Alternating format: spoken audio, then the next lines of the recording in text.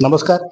जनसंवाद समाचार न्यूज मध्ये मी महेश बनाटे आपलं स्वागत करत आहे. तर आपण आता आलेलो आहोत लातूर या ठिकाणी रेस्ट हाऊस मध्ये.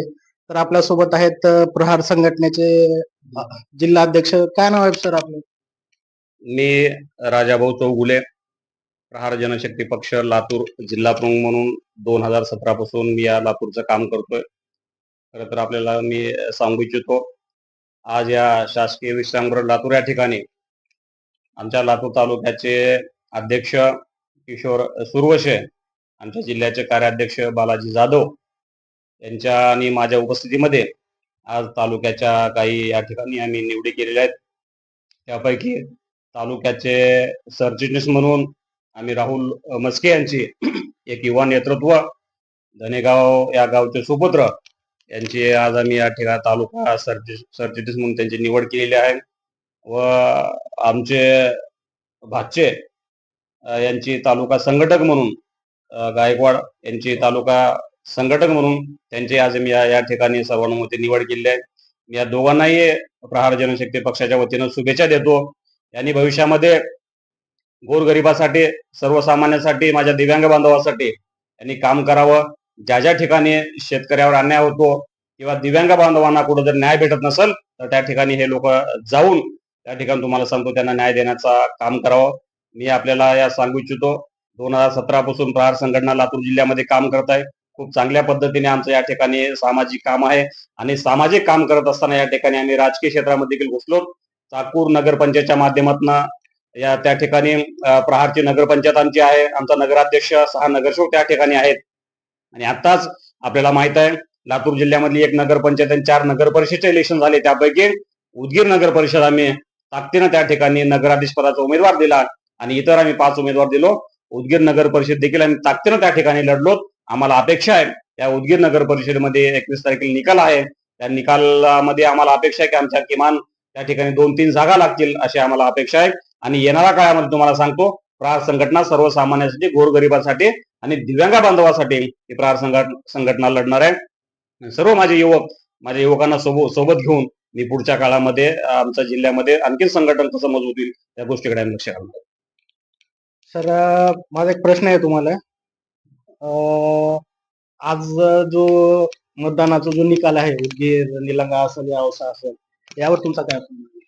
मी आपल्याला सांगू इच्छितो, माझं स्पष्ट मत आहे वैयक्तिक की लोकशाहीचा खून होताना कुठेतरी आम्ही म्हणजे बघतोय. तुम्हाला सांगतो, अहो काय चाललंय या महाराष्ट्रामध्ये, काय चाललंय मला सांगा.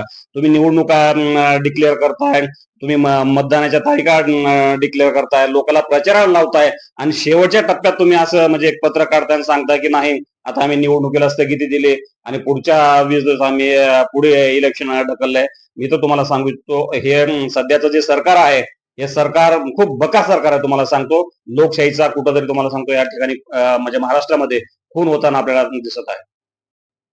आपल्या सोबत अजय भाऊ सुरवसे पण आहे, किशोर भाऊ सुरवसे पण आहेत. काय सांगाल आपण?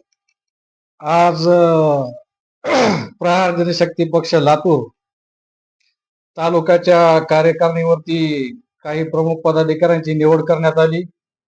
तालुका कार्यकारिणीवर संघटक म्हणून श्री स्वप्नील गायकवाड आणि सरचिटणीस म्हणून श्री राहुल मस्के हे आतापासून प्रहार जनशक्ती पक्ष जाहीर त्यांनी या ठिकाणी प्रवेश केला आहे. मी त्यांना याबद्दल शुभेच्छा व सदिच्छा देतो. आणि माझे दिव्यांग बांधव असतील, शेतकऱ्यांची अडीअडचणी असतील, गावातील भ्रष्ट काम असेल किंवा कुठल्या विधवा महिलेचं काही काम असेल तर त्यांनी त्या ठिकाणी जाऊन प्रत्येक गोरगरीब गरजू महिला असतील, दिव्यांग बांधव असतील, त्यांना या प्रहारच्या माध्यमातून मदत करावी आणि त्यांच्या हातून समाज कल्याण घडावं. एवढं. आपलं नाव काय सर? स्वप्नील गायकवाड. आपल्याला कशामुळे प्रहार संघटनेमध्ये प्रवेश करावा लागतो? सर्वसामान्य नागरिकाच्या हक्कासाठी. आता तुम्ही प्रवेश केला, त्यात तुम्ही कुठून काम चालू करणार? कुठल्या कुठल्या समस्या मांडणार? प्रथम गावापासून सुरुवात करणार आहे. आपलं नाव काय सर? राहुल मुस्के. आपण जो आज प्रहार संघटनेमध्ये जो प्रवेश केलाय, कशामुळे केला? गोरगरीब जनतेसाठी. काम आपण कुठून चालू करणार, म्हणजे गोरगरिबाच्या समस्यापासून? गावापासून, गोरगरीब जनतेपासून. बरं. तर माझा एक प्रश्न आहे आपल्याला. प्रहार संघटना जो आहे, जो गोरगरिबासाठी जो न्याय लढतोय, ह्यावर आणि आज जे युवा पिढी जी आहे बरेच पोरवाला मुलीवाला काम नाही यावर तुम्ही काय नाही, महाराष्ट्रामध्ये मुळात तुम्हाला सांगतो हे सरकारच व्यवस्थित नाहीये. सरकार व्यवस्थित नसल्यामुळं गोरगरिबांच्या लेकरांना मला सांगा काम नाहीत. उगाच सांगतं की आम्ही एवढ्या नोकऱ्या काढल्या, एवढ्या युवकांना आम्ही रोजगार दिला. कुठं रोजगार दिला मला सांगा? काहीच नाही हो. आज आपल्या लातूरच्या बाजूला मला सांगा रेल्वे फॅक्टरीज आहेत. त्या ठिकाणी हजारो युवक त्या ठिकाणी कामाला लागले पाहिजे होते. पण काही नाही. व नावाला रेल्वे फॅक्टरी चालू केली तुम्हाला सांगतो सगळी भरती बाहेरची आहे. स्थानिकांना कुठं प्राधान्य आहे?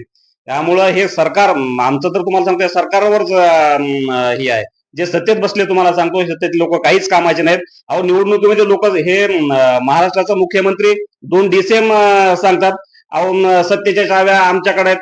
तर एक जण म्हणतोय सत्तेच्या चाव्या जरी तुमच्याकडे असलं ते सगळं म्हणजे आमच्यामध्ये हातामध्ये आहे. काय चाललंय मला सांगा? तुमच्या काय बापाचं आहे का मला सांगा महाराष्ट्र? किंवा तुम्ही जे म्हणता सत्तेच्या चाव्या काय आम्ही तुमच्याकडे काय चाव्या ह्याच्यासाठी दिलेत का? अहो तुम्ही लोकांचे कामं करा ना मला सांगा. आज लातूर जिल्ह्याची मला सांगा काय परिस्थिती आहे? पाण्याची या ठिकाणी साहेब तुम्हाला सांगतो पाण्याची सोय नाही, कचऱ्याची या ठिकाणी व्यवस्था नाहीये. अहो काय चाललंय महानगरपालिकेचे किती 3-4 वर्ष होते मला सांगा महानगरपालिकेचे इलेक्शन नाहीत, जिल्हा परिषदचे इलेक्शन नाहीत. अहो काही गुत्तेदार तुम्हाला सांगतो काही लोकांनी आत्महत्या केली, बरेचसे गुत्तेदारांनी कामं केली त्याचे तुम्हाला सांगतो या सरकारकडे पैसे द्यायला नाहीत. म्हणून मी आपल्याला सांगू इच्छितो या अशा सरकारला घरी बसवा. अहो मला सांगा ते बच्चू कडू साहेब शेतकऱ्याची कर्जमाफी यासाठी तुम्हाला सांगतो गेली 6 महिने झाले ते अनेक आंदोलन त्या माणसांनी केले. त्यांनी पायी त्यांनी आंदोलन केलं आणि तरी देखील तुम्हाला सांगतो नागपूरला जवळजवळ 18-20 तास आम्ही ते चक्काजाम आंदोलन केलं तरी देखील सरकारला घाम फुटलं नाही. आणि सरकारनं सांगितलं महाराष्ट्राच्या मुख्यमंत्र्यांनी सांगितलं की 30 जून 2026 पर्यंत तुम्ही थांबा त्याच्या अगोदर आम्ही कर्जमाफी करू. अहो तुम्ही त्या शेतकऱ्याला आश्वासन दिलं होतं की आम्ही सत्तेत आलं की लगेच तुमची शेतकऱ्याची आम्ही तात्काळ कर्जमाफी करू. अहो तुम्ही सत्तेमध्ये येऊन वर्ष 1.5 वर्ष झालं साहेब कुठं मला सांगा शेतकरी कर्जमाफी केली का? एवढ्या मराठवाड्यामध्ये अतिवृष्टी झाली कुठल्या शेतकऱ्याला तुम्ही मदत दिली का? काहीच केलं नाही ना तुम्हाला सांगतो. फक्त याच्या तुम्हाला सांगतो हे आश्वासन देणार आहे सरकार आहे काम करणारं सरकार नाही. बरं आपल्यासोबत आहेत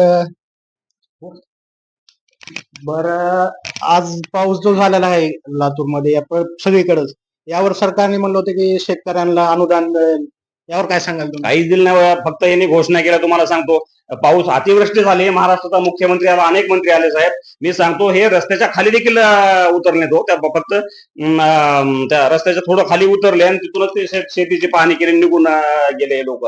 अहो तुम्ही जर खरंच जर तुम्हाला सांगतो शेतकऱ्याचा जर तुम्हाला जर कळवळा जर असला असता तुम्ही शेतकऱ्याच्या बांधावर नाही शेतकऱ्याच्या त्या जिथं पाणी चिखल झालं त्या चिखलामध्ये पॅन्ट वरी करून तुम्ही गेला असता. पण तुम्ही गेले नाही साहेब त्या ठिकाणी. शेतकऱ्यांचे घर सुद्धा पाण्यामध्ये वाहून गेलेले आहेत त्यांचे माल सुद्धा वाहून गेलेले आहेत त्यावर तुमचं काय म्हणणं आहे? काही नाही तुम्हाला सांगतो सगळं अतिवृष्टी झाली शेतकऱ्यांचे माल वाहून गेले. अहो उदगीर तालुक्यामध्ये कुठलं तरी गाव आहे तुम्हाला सांगतो अख्खं गाव वाहून गेलं साहेब. आणखी देखील त्या लोकांना त्या ठिकाणी मदत करण्याचं काम या सरकारनं केलेलं नाहीये. आणि बघा आपण प्रहार संघटनेकडून आपल्या स्वतः नाव काय राजा भाऊनी प्रतिक्रिया दिलेली मी याच ठिकाणी थांबतो. महेश बनाटे, विनोद भाऊ कांबळे सोबत धन्यवाद.